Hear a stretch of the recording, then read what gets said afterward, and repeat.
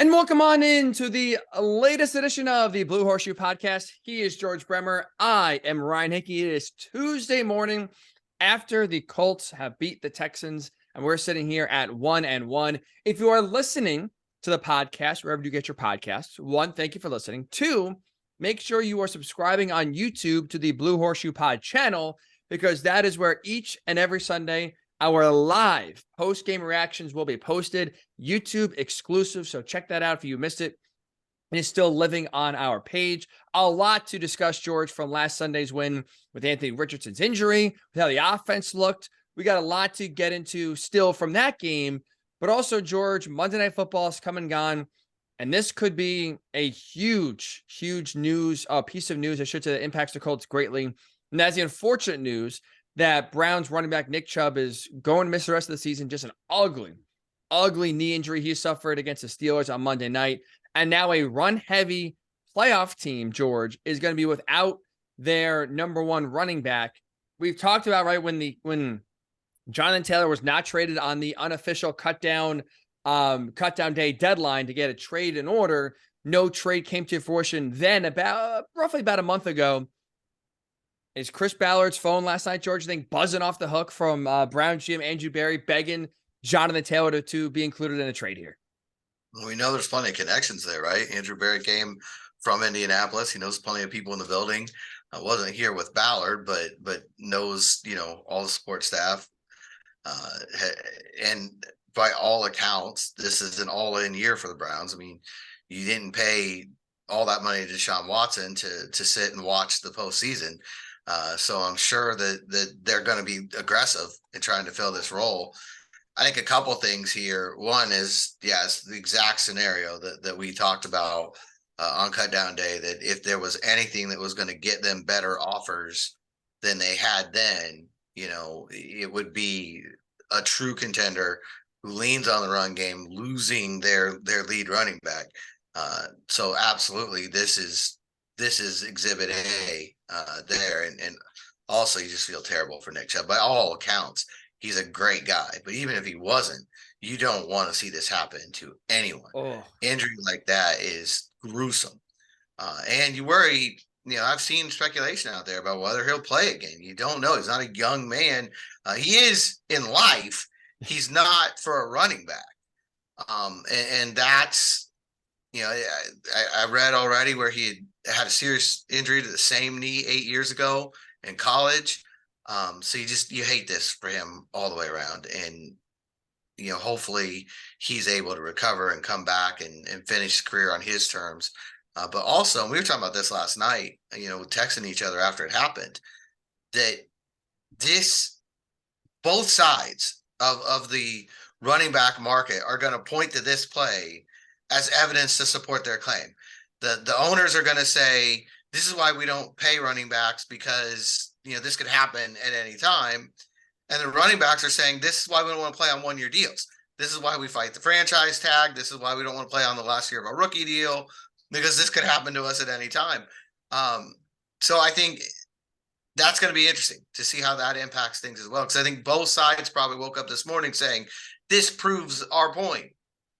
No, you're 100% about that. You're 100% right about that, where it's like I said, this is like that play is going to be on loop now for the team side and of why they're not going to pay running backs, and the running back side of, like you said, why they want more security in their deals and why they're fighting to get paid earlier and get more guaranteed money, because unfortunately one play can truly end a career, and the running back position has been one where we see a lot of wear and tear, and unfortunately a lot of just chaos on the body, and that was at the center of attention here on Monday. We'll get to how that impacts Jonathan Taylor on the field here in a second, but you brought it up before, right? This is, look, it's sad, right? But it's the reality of, if the Colts wanted to trade Jonathan Taylor and get the most value from him in a trade, the Browns are the perfect team to trade for, right? They are a playoff team that, like I said, paid Deshaun Watson $230 million fully guaranteed to go make the playoffs. But even though they have a highly paid quarterback, they still are a run-first team that does go through Nick Chubb, and the injury happens just week number 2. So you have a lot of time to, still address that position. They can't just give up on the season or bank on the fact that they'll draft a running back in the draft, because we still have 15 games to go. And I know it's one game, but you even look how Monday night played out. That Browns offense was, for the most part, putrid once Nick Chubb went down. So that looks like, okay, they need a running back. They are desperate. They'll make it happen, or at least in terms of a trade, they'll give the Colts whatever they want. But the more you look into it, George, I don't see how from a Colts perspective, you orchestrate it and pull the trigger on this trade, just because I don't know what the Browns can give you that makes it worth it, right? You're still looking for good value. Chris Ballard held strong on what he wanted back in August. And at that point, it was a first-round pick. And if that's similar value of what you're looking for, either a first-round pick in terms of, multiple picks adding up to that, or players, I don't see how the Browns, again, a team that is going for it and wants to be in the playoffs, how they're going to give you anything close to what the value you're looking for here in a trade to get Jonathan Taylor on their team. So even though on paper, George, we think, oh, that's the perfect match team-wise, playoff team that still runs the ball a ton, I don't see how a draft, or I should say a trade, is orchestrated, because I just don't see what the Browns could give the Colts that makes Chris Ballard and co say, yes, we'll take that deal. Yeah, there's not an obvious fit. It's one of those things where I saw Michael Lombardi, former NFL GM, hop on Twitter right away and say, Chris Ballard's phone's going to be ringing tonight, and the Browns are going to pay handsomely for Jonathan Taylor. And I thought, oh, yeah, that makes sense. Let's go see what they've got. I mean, obviously, you want to offer Myles Garrett and Denzel Ward. Hey, deal's done. I don't see that happening. Who says no? Right. Andrew Barry, right? Like immediately.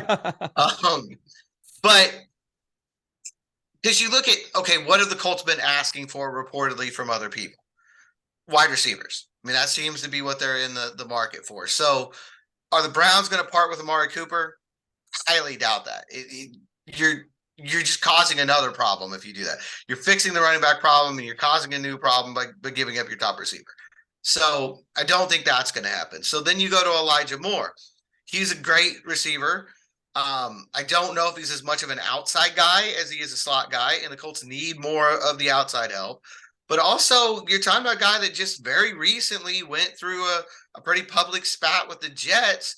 You want to trade Jonathan Taylor for another guy who's been unhappy with his role and in his situation? Not ideal. I'm not saying any of this won't happen. I'm just saying it's not ideal. It's not something you sit down and go, okay, that's the answer right there. What do the Colts want? A first-round pick or equivalent, right? Well, the Browns don't have a first-round pick. So it immediately goes to or the equivalent. How do you put that together? I don't know. My wife's sitting here next to me, so I think I should say Wyatt Teller's one of the better right guards in the league, and maybe you can work on him. Package around that. Maybe that's something the Browns would be willing to start with, but that alone's not going to get it done. I mean, would you say Teller and a 2? I don't know that that's better than what the Colts got. We don't know exactly what they got on cutdown day, but I don't know that that's better than what they got on cutdown day. The other unknown in all this is, as Jonathan Taylor at some point said point blank, I will never play for the Colts again, because that changes the dynamic of what you're willing to take in return as well. But it's not one of those slam dunks to me that you just go right to that roster and say, oh, here's the deal, swing it. There's always a way to make one work. But short of Amari Cooper and a pick, which I don't think the Browns are going to have any appetite for, I can't think of anything that Chris Ballard's going to be excited about right off the bat. And to your point, like if you're Andrew Barry, the Browns GM, you are desperate now, right? Again, you take away one of the key cogs in your offense in Nick Chubb, week 2 in the season, in a year you're going for in the playoffs. But with that said, when you are going for the playoffs, like I said, you're not going to rob Peter to pay Paul and trade your number 1 wide receiver in Amari Cooper. Trade a starting offensive lineman, which you're already down in Jack Conklin, who I believe is out for the year already. So it's like you're already down one piece on the offensive line. Now you're not going to trade a second piece on the offensive line to go get a running back. It just like, even though on paper the fit, quote unquote, seems like it's perfect because it's a desperate run heavy team that's going for the playoffs, and the Colts have still one of the best running backs in the NFL on their roster. I just don't see what the Browns could offer that makes Chris Ballard still say, yes, let's do a trade. Like you said, if Jonathan Taylor told the Colts, hey, I'm never playing for you again, different circumstance, because at that point your hands are tied unless you want to play chicken, which you've been doing already for the last 2 months. You don't really, you'll take whatever you can get at that point. But if we are under the assumption that Jonathan Taylor, at least for this season, will play in week 5 and beyond, and be on the roster this season, you still then, if you're Chris Ballard, owe it to your team and your offense to at least bare minimum say, if we're going to take our most explosive player off of the offense, we then have to get some sort of the equivalent back either immediately, or like I said, in the future, that future being a first-round pick, so at least you can go get then a skill player or package those picks to trade up to get someone else. But like you said, there's no first-round pick for the Browns. They are, at least right now, going for it. So if they're a playoff team, let's say, and they make the playoffs, well, that second-round pick then you're looking at is what, in the early 60s, right? Late 50s, early 60s. So it's like you're almost then basically talking about a third-round pick equivalent when it's that deep in the second round. There's not a lot of draft capital that is really appealing. And player-wise, like there's nothing the Browns are going to give you. Like I said, outside of, I mean, if Chris Ballard asked for Jalen Waddle from the Dolphins, allegedly, then his first ask better be Myles Garrett. And if Andrew Berry says yes, okay, we got to trade. If he says no, there's nothing player-wise you're going to ask for and receive back that is the equivalent to Jonathan Taylor. I just don't see how a trade is done, George. I don't see the benefit from the Colts and Chris Ballard to be incentivized to do a trade with the Browns. It's a tough fit. And if I'm Cleveland, maybe I'm looking at the Jets. Maybe I'm trying to get Breece Hall. We know he's not happy. That's pretty obvious. Playing behind Dalvin Cook up there. Maybe that's a deal that you can swing. I don't know that he's available. But right now, it's one of those things where you look at the rosters and you try to match things up, and there's no obvious fit here. Doesn't mean it won't happen. But there just isn't anything that you can immediately say, hey, they give up this and the Colts give up Taylor and this deal's done. I don't see where it makes sense from the Browns standpoint. Unless the Colts asking price has come down significantly from where it was, right before the start of the season. But if you're the Colts also, George, like why should it? Like I know we gave Zach Moss a lot of praise for how he played on Sunday, but in reality, we're talking about a guy who ran 18 times for 88 yards and 1 score. It's not exactly like he lit the world on fire and was this unstoppable force that helped Anthony Richardson. It's still a rookie quarterback with a run game that showed a sign of life. And that's like what we're getting excited about. You still have a guy that can like transform this offense. And it's just like, you got to get then, if you're going to move that piece, get some sort of equal value, like I said, whether that's in player form or draft capital form, back in some way to keep, again, make this offense go. And I just don't see, if you're Chris Ballard, the incentive to just take less for a guy that still has a lot of value to this offense, especially after you look at week number 1 and how pitiful that run game was. The depth on that running back group is still not good. I mean, no. Zach Moss gets banged up again. How are you feeling about the run game? And as you said, even with them, what we were saying a week ago was they need an average running game. They got that. And so with him here, they're at least a capable run game. Still probably not anything that opposing defense coordinators are worried about, in the week leading up to the game, but at least they're not one-dimensional from the opening snap now. Which was a major problem against the Jaguars. The value of Jonathan Taylor is still very real here. I think it's still very obvious here. If you can get him out there, it could take the offense to the next level.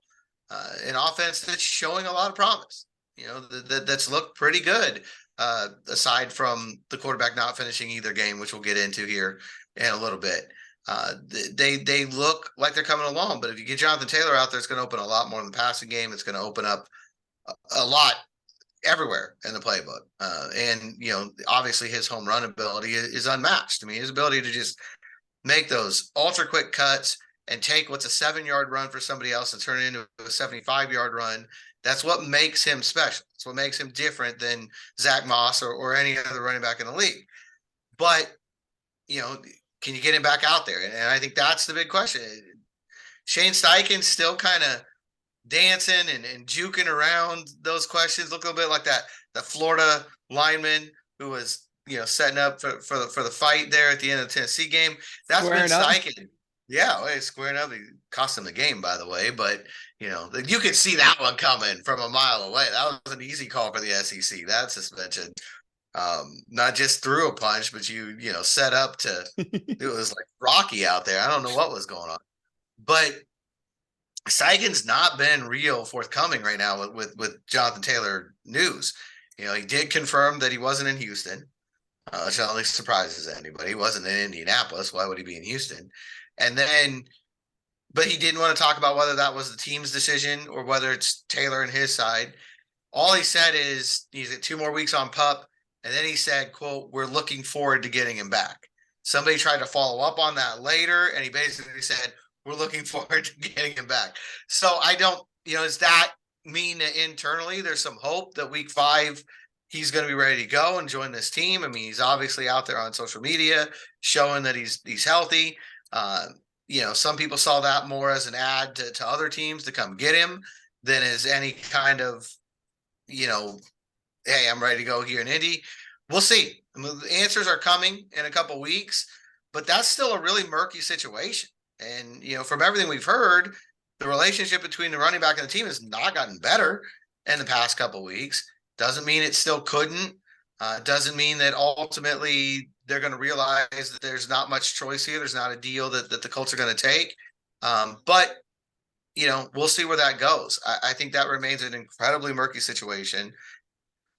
And with, the most dangerous guy on this roster, it's a mess.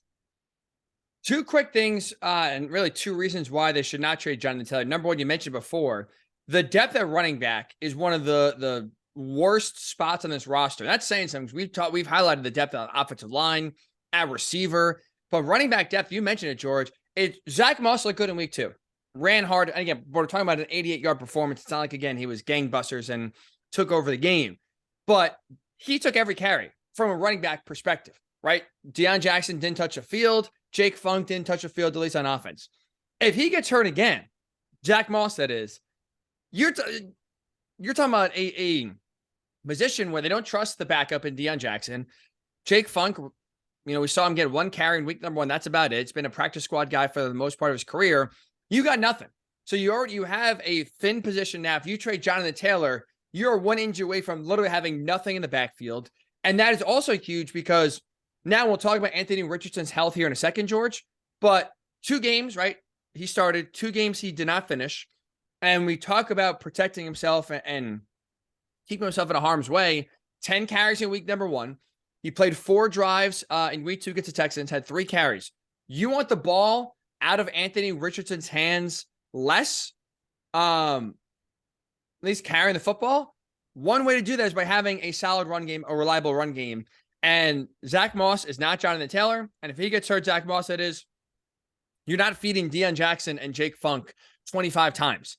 So you trade Jonathan Taylor without getting a running back, which probably is unlikely, then what you're doing is putting the run game more in Anthony Richardson's hands. And we just saw, George, last 2 weeks, him be unable to finish the last 2 games. Not what you want from rookie quarterback is by putting him in harm's way more. You're trying to take it away from him, not, put him in harm's way more often now during the rest of the season.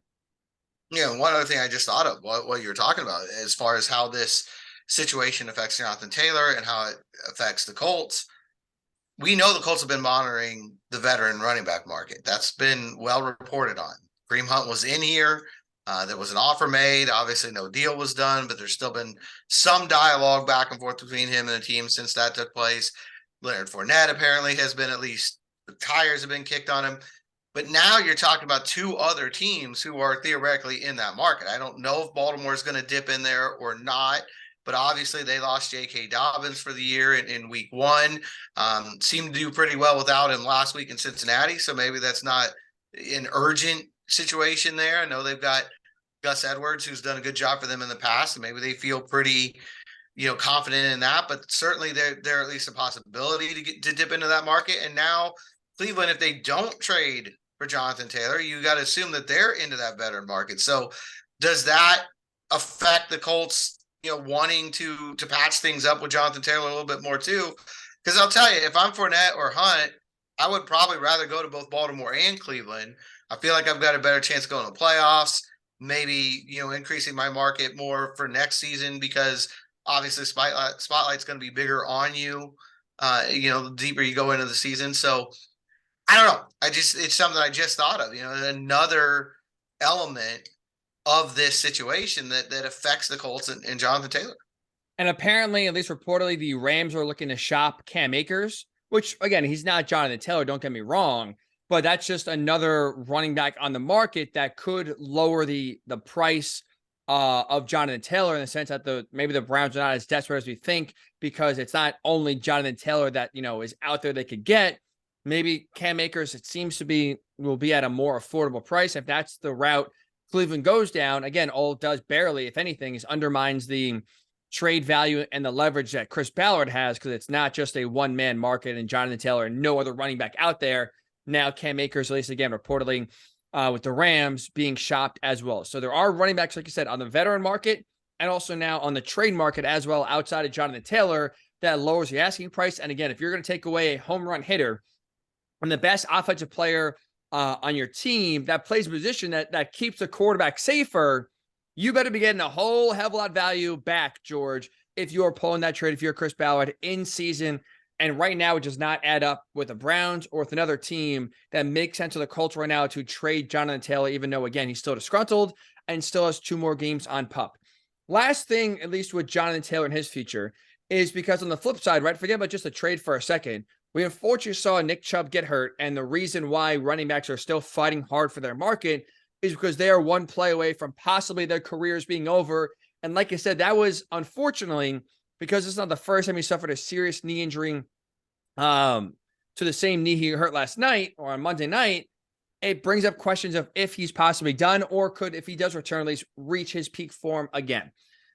If you're Jonathan Taylor, George, seeing what happened to Nick Chubb and possibly costing him his career, does this impact Jonathan Taylor getting back on the field week 5 if he's healthy? Do you think he still holds out and now digs in his heels because he says, look, Nick Chubb got hurt. I'm not coming on the field with just 1 year left of my deal. I need some sort of assurance because I'm one hit away from possibly being in the same spot as Nick Chubb. Does that impact him getting back on the field, do you think, week number 5 at all? I don't know, because obviously that's what started this all to begin with. I mean, that's why he's been as dug in as he was from day one. But, go back to what we've been talking about over and over again in his leverage, to the extent that he has leverage, running out at some point. I mean, obviously, if the trade deadline passes, then he's got to make a decision to play for the Colts or not to play at all. And even before the trade deadline, we've talked several times. People can go back on YouTube, go to Spotify, wherever you get your podcasts, and find our previous episodes. Just about any one of them, we are talking about Jonathan Taylor and the fact that if he wants to get this trade and he wants to get, the Colts want to get the value that they believe that they should get out of him, it's probably in his best interest to get back on the field and play well and entice one of these teams to make a move like this. So I don't know if it does have a big factor. It's certainly reinforcing in his mind that he did the right thing to this point and fighting as hard as he's fought. But at some point, logically, he's got to get back on the field, right? I mean, it's not. We talked a little bit earlier, off the air about the NFL grievance that's been put out there, and that the NFL now is, I guess, filing a grievance against the players union because they feel like the NFLPA has been advising players to exaggerate injuries and to sit out to get leverage. I don't understand how that advice works. And it's the same way now for Jonathan Taylor. I don't know. Saquon Barkley said it straight up when he signed the franchise tag, that he didn't feel like sitting out the year was going to make somebody want to pay him $15 million next year. Now, he too got hurt this week. And I think there's some talk that he might be out for up to 3 weeks. So underscores again the tough situation the running backs are in. If you play, and you're healthy, then you're dinged because there's more mileage on you and you're not worth as much. If you play and you get hurt, you're dinged because you're an injury risk. And if you don't play, you're dinged because you didn't play. But at the end of the day, it's hard for me to imagine Jonathan Taylor and his agent walking into somebody's office next year and saying, I missed 6 games in 2021 and I didn't play at all in 2022. Pay me $15 million.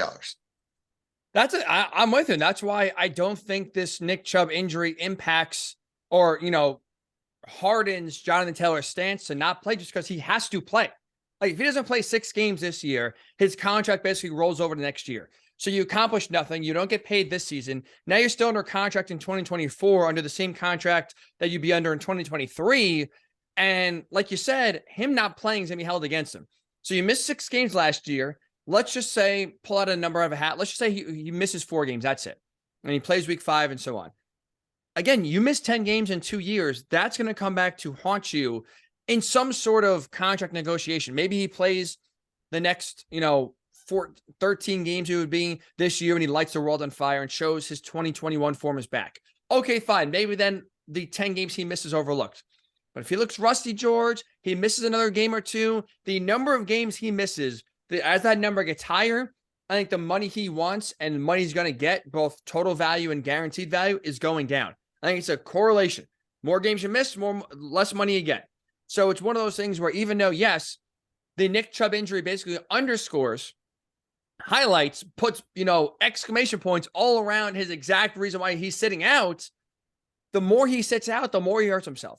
Saquon Barkley said it best, like you just mentioned, and that's why I don't think that this Nick Chubb injury at least impacts Jonathan Taylor getting back on the field, because week 5 is going to come in 2 weeks. Well, I guess really 3 weeks. We're going into week number 3. It's going to come in 3 weeks, and I think that it's still going to hurt him by sitting out more than it's going to hurt him by playing on a 1-year deal. Yeah, and I think that's this whole Nick Chubb and Saquon Barkley situation underscores the running backs dilemma. They play, they're risking injury. They don't play, they're not gaining anything from that either. But I think at the end of the day, and we've said this for a while, the best thing Jonathan Taylor can do is get back out there, look like he did in 2021, help this young quarterback make strides, and then convince another team that he can do that for them. Right now, hard to imagine that happening off the back of a down season for him in 2022, and so far a non-existent resume in 2023. Right. 2021, George, even though it was a great year, right? It's getting further and further in the rearview mirror. And the more, time separates between your last great season and where you are currently, again, the lower the price tag does go. So it's unfortunate, but it's the reality. The longer you sit out, I think that's going to hurt you more than playing on a 1-year deal and possibly getting injured, like unfortunately we've seen this past week with Nick Chubb and with Saquon Barkley. Bottom line to parents out there and young players, don't play running back. Don't let your kid be a running back. Don't play running back. There's no future in it. Yeah, it's sad. You're not wrong about that. Yeah, it is bleak. The position is bleak, to say the least. Speaking of injuries, George, Anthony Richardson, right? His injury is now front and center for the Colts, going through concussion protocol. Let's talk about this, because it's obviously not an injury that is predictable, not an injury that we have a clear path on in the sense that, he goes through practice and this is a guarantee, George. It's going to be obviously a wait and see all week long. Let me ask you this first before we kind of get into the weeds of Anthony Richardson's status for Sunday against the Ravens.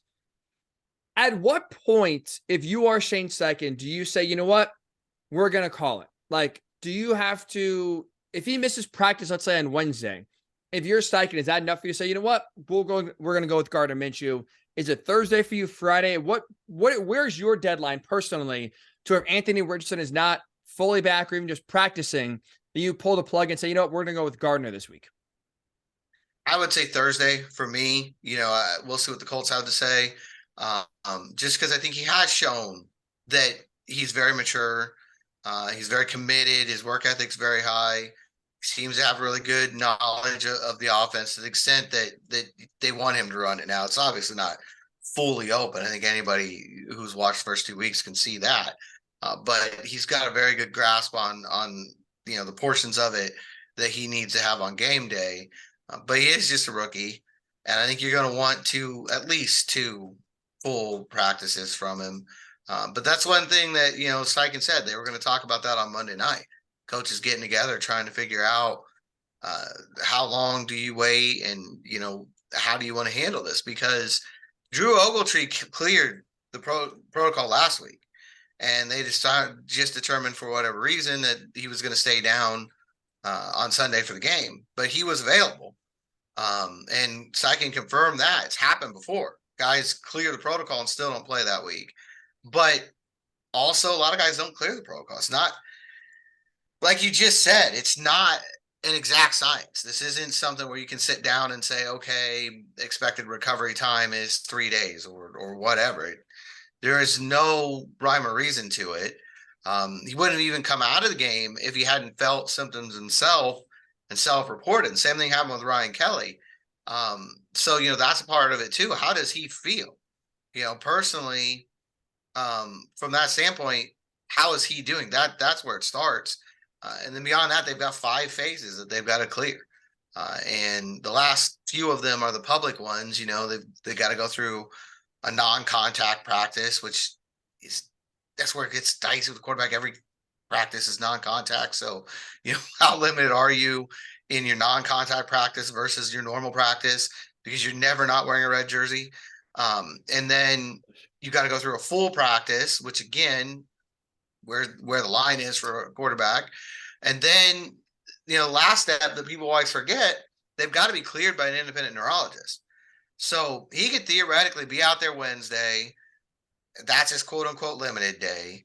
Be out there Thursday. That's his full day. Be out there Friday. That's a full day. And still on Saturday, we'll get an announcement from the team that he wasn't cleared and he's still in the protocol and he won't play on Sunday. That's an important point you bring up, because we kind of saw a little bit with Shaq Leonard. Now, he was cleared, but that is so important, George, because like I said, we saw leading it when Shaq suffered the concussion in training camp, the joint practice against the Bears, right? Obviously, it's a little different because training camp injuries and how they go about, like giving the media information is different than obviously in season. But leading into that game week, the week number 1 against the Jaguars, right? Shaq was full, I believe, most of the week, if I remember correctly. I know. Okay, so whole week. I was gonna say, definitely the end of the week he was full, but I think you might be right. The entire week he was a full participant in practice, but he was not cleared to play until Saturday, the day before the game. So, like you just highlighted, it's very important to remember this week specifically. Just because Anthony Richardson is full in practice whenever, Wednesday, Thursday, Friday, does not guarantee he's going to play. Being full is not like a normal injury where, wrist injury, but you're full in practice. You're 99% going to play on the game on Sunday. Being full does not guarantee, George, let's say on Friday, that he's going to play on Sunday. No, because there's so many factors here. I mean, I cannot emphasize enough. It's a brain injury. You're taking this extremely seriously. And I think the last few years have shown that the league takes this extremely seriously. The last thing you want is Tua Tagovailoa situation here, where a guy's out there before he should be and he gets hit again, and you start to really worry about his quality of life. You're not going down that road. And the independent neurologist is going to make sure every box is checked. So he might be symptom free, and he might be feeling fine, and he might look fine, and all of that's good enough for him to practice all week. But when he sits down with the independent neurologist, answers aren't there, or tests that they run are not there, and he's not ready to go. And I think everybody should understand why that is. Again, you don't have to go back very far. It was last year.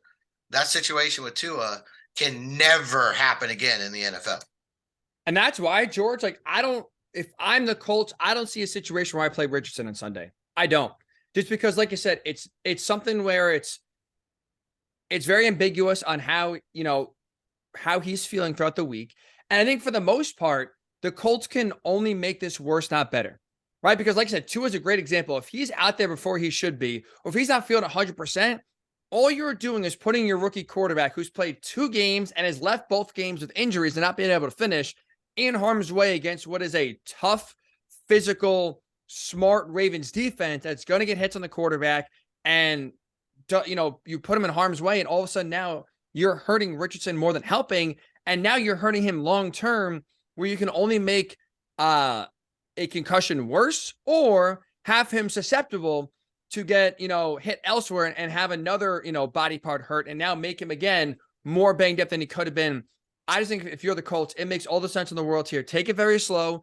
Take it easy. There's literally, as a guy with 2 starts under his belt in a season where wins don't matter, no, I think, upside to playing him on Sunday, even if he plays great against the Ravens. In the grand scheme of things, the risk of playing him and getting, and having either his concussion get worse or leave him susceptible to getting hurt elsewhere versus the reward of him playing great, the risk, I think, far outweighs the reward. And I just don't see how it makes sense for the Colts this week to rush him back and put him on the field on Sunday. Yeah, I think the only way he plays is if he's literally fine. If he comes out Wednesday and he is absolutely symptom-free and clear of the entire situation and the neurologist agrees, then you probably go with him. But if there is any question, if it's 99%, 99.9%, it's not 100%, why? Why even, risk it? And you've seen with Gardner Minshew, he can do the job. That's the other thing. Not that should matter, because wins and losses should never be more important than neurological health. But that shouldn't even be a factor here, because Minshew, and you've seen him run the offense. He can do his job, and they can get by without him. So, I think you err completely on the side of caution here. The only way I play him Sunday is if you are 100% certain he's ready to go. There is no question whatsoever. No physical fatigue, nothing about it that gives you any concern whatsoever. Otherwise, play Gardner Minshew, let him heal for another week, and he can get out there against the Rams when they return home. What I'm about to bring up is a little tough just because, in the sense that, again, concussions are a case-by-case basis, right? No 2 concussions are the same because no 2 brains are the same. So, like you said, Anthony Richardson, as we're recording this on Tuesday, could be fine and could truly have no side effects and already be healed. We have no idea. But I thought the Indy Star brought up a great point here. I want to give him a lot of credit because they compiled the numbers. So according to Pro Football Reference, last year, 113 players in the NFL were diagnosed with a concussion. Of those 113 players, basically 80% of the 113 players missed at least one game. 21.2% of players that suffered a concussion on Sunday played the following week. So what is that? 78.8%, I think, is rough math. 78.8% missed at least one game. So again, I know no 2 concussions are the same, right? So it's not like it's not like any other injury where there's a timetable that we've seen. And for the most part, most players follow that timetable.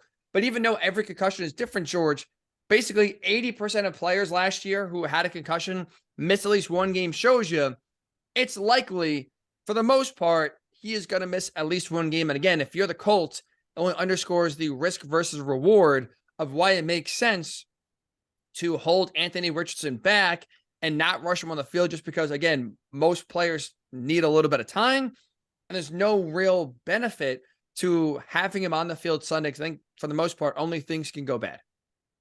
Well, and, another little wrinkle into this is the fact that his center, Ryan Kelly, is also in the concussion protocol. And so you probably want to see how he comes through this week as well. It's just another complicating factor to all this.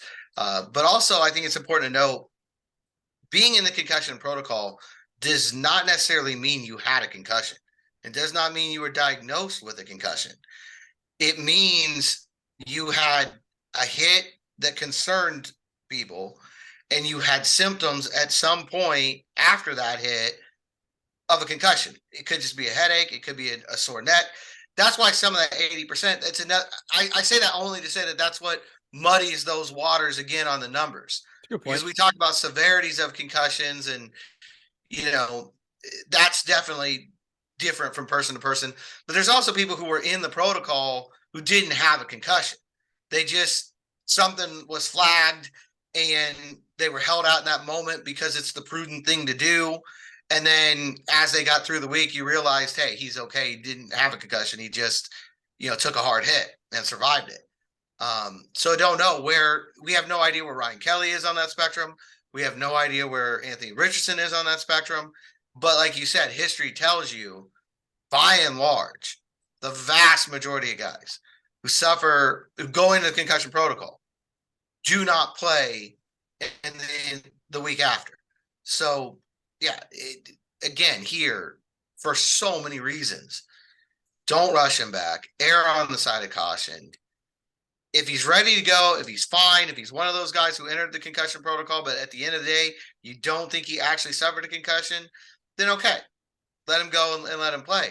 If there's any question at all, then sit him out. It's not worth it. You're looking at the long-term future of this kid, not just as a football player, but as a human being.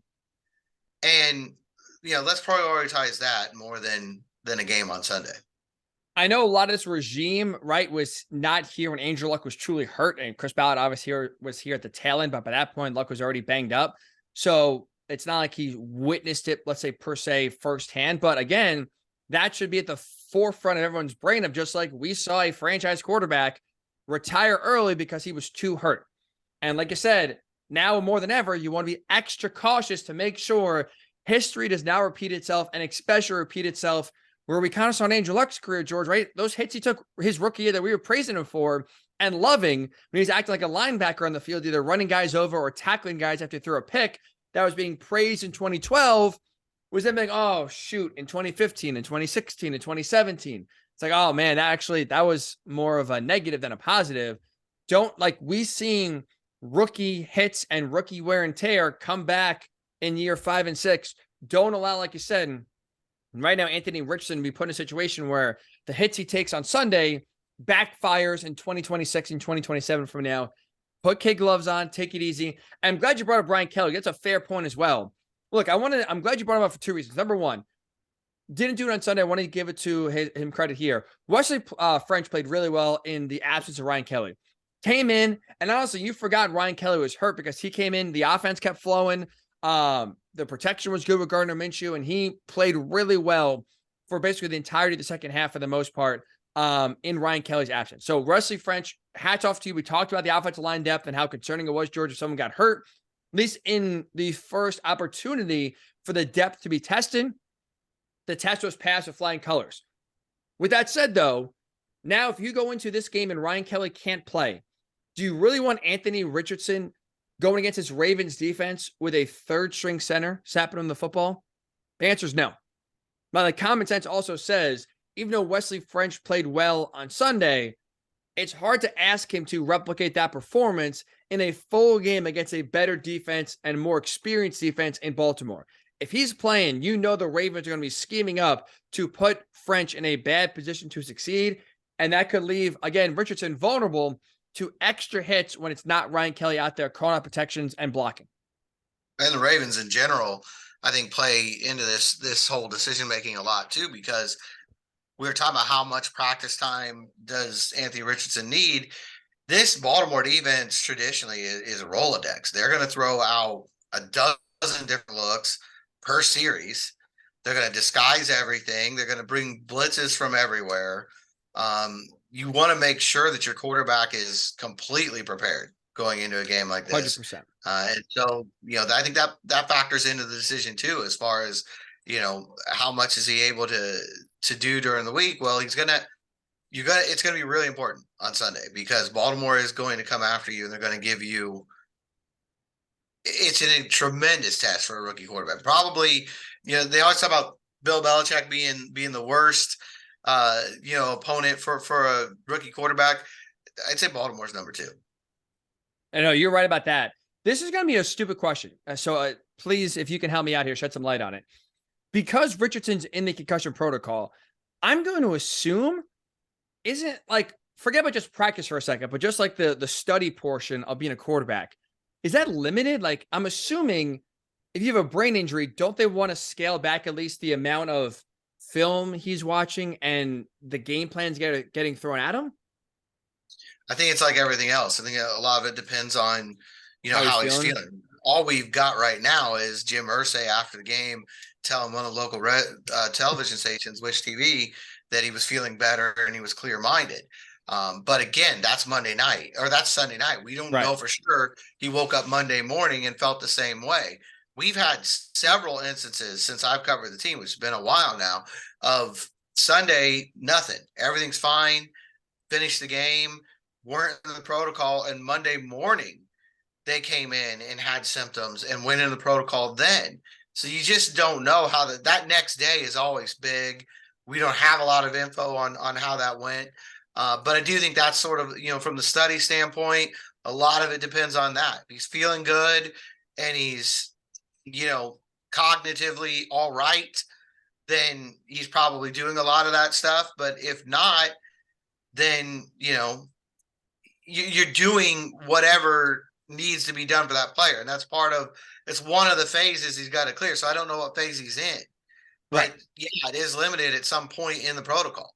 You've got to graduate through those 5 phases. And one of them is basically you're not doing anything. I don't know that it's, that you're laying in a dark room and doing nothing, but it's similar. There's the first phase of this is basically get healthy.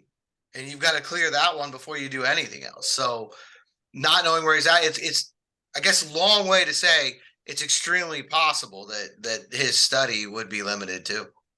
So it's something that we'll be watching all week. We'll be back on Thursday to, again, give an update. But like I said, I think the biggest thing to take away from this conversation is this, George.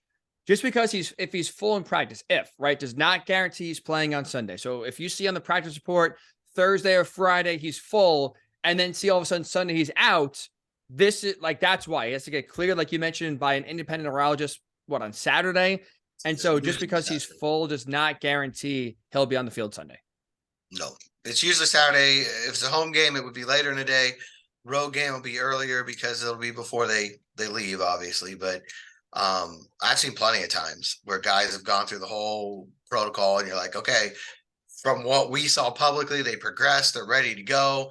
And on Saturday, they get shut down for whatever reason. Because again, everybody's brain's different. Everyone in these situations is different. So we will see, how this plays out, but it probably will go till Saturday. I mean, my guess would be we won't know and have any kind of real certainty until Saturday.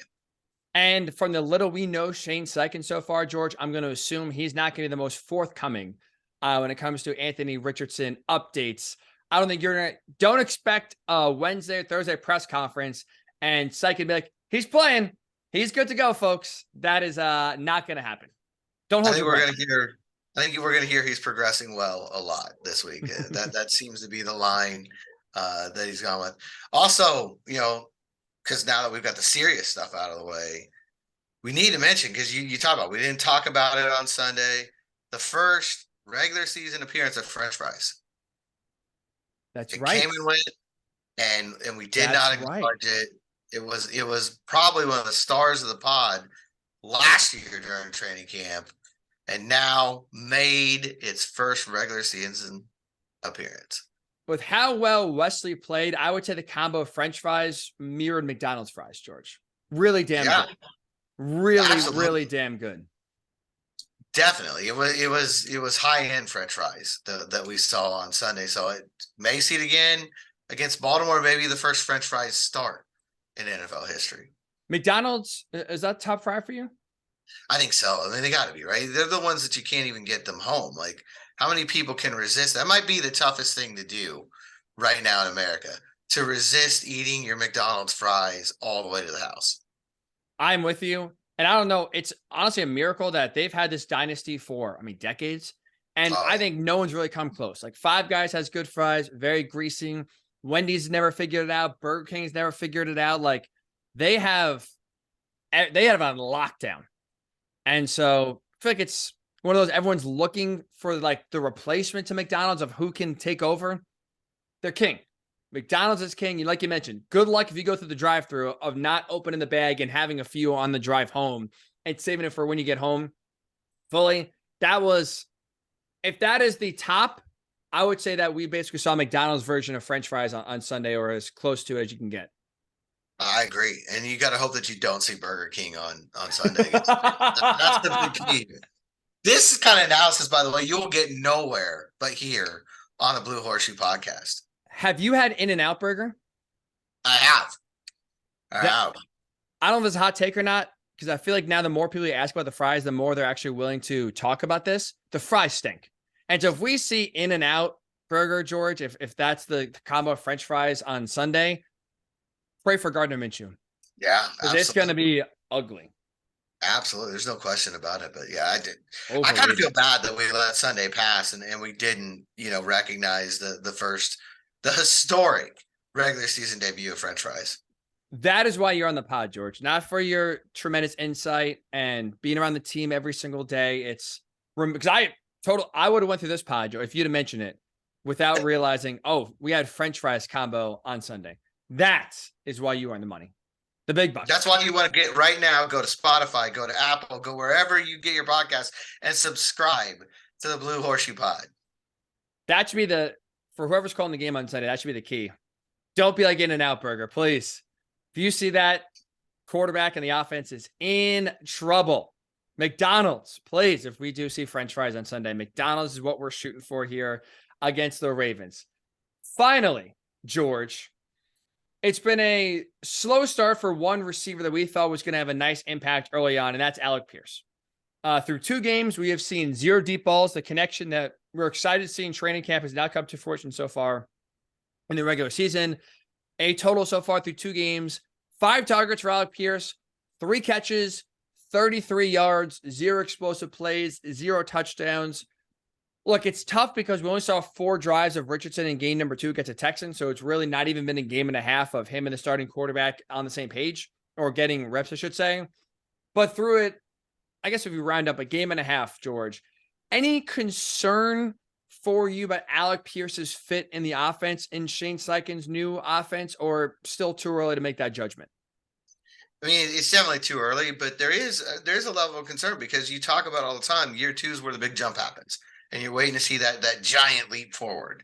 And so when you don't see it through 2 weeks, that's nature of the NFL. There's going to be concern. There's going to be worry. Maybe not Justin Fields level worry like they're having in Chicago right now. Or New York Giants level worry when they were down 20-0 at halftime in week 2. But certainly a level of concern that it's not happening. But I think right now there's so many factors. That's where the early part of this comes in. We just haven't seen the deep game at all right now, really. And, that's something that obviously is going to take some time to come with Anthony Richardson, just because he's still figuring out how to play in the NFL and you're trying to make things comfortable for him. It will come in time. Maybe Jonathan Taylor gets out there. It will come a little bit faster, but we'll see how that works out. And I don't think it's something that Minshew really does a lot of. We didn't see a lot of it from him in the preseason. We didn't see a lot of him in the training camp. He's more of a take the check down kind of a guy, take what the defense gives you kind of a guy. So not that he won't throw the deep ball, but I don't think it's first in his mind. So I'll be more concerned when the deep ball starts to become part of the offense if Pierce is still quiet. But through 2 weeks, 5 targets and 3 catches, not the ideal outcome for a guy you're hoping is going to make a leap this year. Not at all. I'm with you and not be concerned because I think right now defenses are taking that away. You made that, I think, astute observation after week 1, and you're 100% right. The Jaguars basically forced Richardson to go the length of the field, right? They protected deep. They saw the tape. They knew, okay, this is one of the strengths of his game is the deep ball. So we're not going to allow a 3-play, 75-yard drive. We're going to try to bait him into mistakes by playing deep, forcing him to maybe get frustrated and force one deep. But make sure if they're going to score a touchdown, it's going to be 8, 10, 12 play drive that everything kind of has to go to perfection. They convert a few third downs in order to move the ball. And so they're going to give you the underneath stuff, but they're going to take away the deep ball. And where that changes is by getting a run game, and where that changes is with Jonathan Taylor's return. Right? I think once you start consistently gaining and attacking the rushing on the ground, and all of a sudden now forcing defenses to start loading the box, that's when we'll see the deep ball open up. But right now, week 1, right, we saw just horrific rushing attack from the running backs. Again, Zach Moss is better in week 2, but we're still talking about a guy who ran for 88 yards. So it's, again, not like he's gashing the Texans defense where they have forced now to put 8 guys in the box and go one-on-one with everyone else outside. The deep ball is still being taken away. And until you get a rushing attack that forces defenses to load up the box, I think most defenses are going to play back, play conservative, and just give up everything underneath, which does impact Alec Pierce, because now if he's getting double teamed or the corner's playing 10, 15 yards off the ball, tougher for you to get open and get that window for a deep shot. That's where I'll start to become concerned, George. If, let's say, week 7 or 8, Jonathan Taylor is back on the field. He's looking like 2021 Jonathan Taylor, rushes for 130 yards a game, and still the deep ball's not there, even with now a prolific running attack. Yep, absolutely. That's when it would be very concerning. And I'll tell you, it's another reason why there's so many reasons that you hate that Richardson had to leave that game early.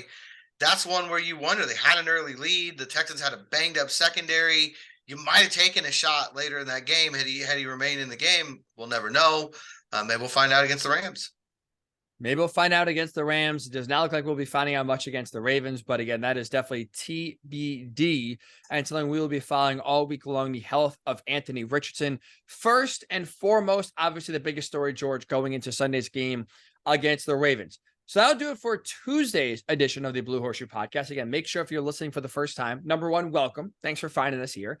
Number 2, make sure you subscribe on YouTube, Blue Horseshoe Pod. Check us out, Blue Horseshoe Podcast, wherever you get your podcasts. We're here 3 times a week after the game Sunday, YouTube exclusive, here on Tuesday, and then a game preview on Thursday as well. George, I'm going to assume the game preview is going to include a lot of Anthony Richardson practice updates and updates maybe of him in a red jersey and a red jersey only. Yeah, well, it'll be interesting. Will they take the number off? Like, will they let us know somehow?